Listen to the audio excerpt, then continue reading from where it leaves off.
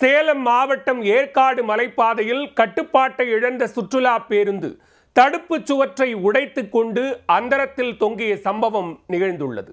பேருந்தில் பயணித்த 40 சுற்றுலா பயணிகளுக்கு என்ன ஆனது? திரைப்படங்களில் வருவது போன்று சேலம் மாவட்டம் ஏற்காட்டில் விபத்தில் சிக்கிய பேருந்து அந்தரத்தில் தொங்கிய சம்பவம் காண்போரை கதிகலங்க வைத்துள்ளது. பயணிகளை அச்சத்தில் உறைய வைத்த விபத்து நடைபெற்றது எப்படி? சென்னை 1000 விளக்கு பகுதியில் இருந்து சுமார் 40 பேர் பேருந்து ஒன்றில் சேலம் மாவட்டம் ஏற்காட்டிற்கு சுற்றுலா சென்றுள்ளனர். காரைக்கால் செல்லூர் பகுதியைச் சேர்ந்த 51 வயதான முருகவேல் என்பவர் பேருந்தை ஓட்டிச் சென்றுள்ளார். பேருந்து ஞாயிற்றுக்கிழமை ஏற்காடு சென்ற நிலையில் பயணிகள் அனைவரும் ஏற்காட்டை சுற்றி பார்த்துவிட்டு இரவு ஏற்காட்டில் உள்ள தனியார் தங்கும் விடுதியில் தங்கினர்.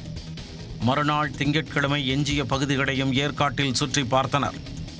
பின்னர் மதியம் 2 மணி அளவில் அனைவரும் பேருந்தில் ஏறி சென்னை திரும்பினர். பேருந்து ஏற்காடு மலைப்பாதையில் உள்ள 14வது கொண்டை ஊசி வளைவில் வரும்போதுதான் அந்த விபத்து அரங்கேறியது. அப்பகுதியில் ஓட்டுநரின் கட்டுப்பாட்டை இழந்த பேருந்து கொண்டை ஊசி வளைவில் உள்ள தடுப்பு சுவரை உடைத்து கொண்டு சென்று அந்தரத்தில் நின்றுள்ளது. தராசு போல ஊசலாட்டமாடிய பேருந்தில் இருந்த பயணிகள் சில நொடிகளில் அலறி துடிக்க ஆரம்பித்தனர்.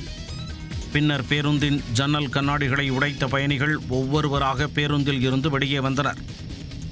தடுப்புச் சுவரை உடைத்து கொண்டு 40 அடி பள்ளத்தில் விழ இருந்த பேருந்து அங்கிருந்த கருங்கல் ஒன்றில் மோதி தடுத்து நிறுத்தப்பட்டதால் பெரிய அளவிலான விபத்து தவிர்க்கப்பட்டது. இந்த விபத்தில் பயணிகளில் சிலருக்கும் ஓட்டுநர் முருகவேலுக்கும் லேசான காயம் ஏற்பட்டது. காயமடைந்தவர்கள் சேலம் அரசு மருத்துவமனையில் சிகிச்சை பெற்றனர். இந்த விபத்து குறித்து ஏற்காடு போலீசார் வழக்கு பதிவு செய்து விசாரித்து வருகின்றனர். சில நொடிகளில் நிகழ்ந்துவிட்ட இந்த விபத்து சுற்றுலா பயணிகளை அதிர்ச்சியில் உறைய வைத்துள்ளது.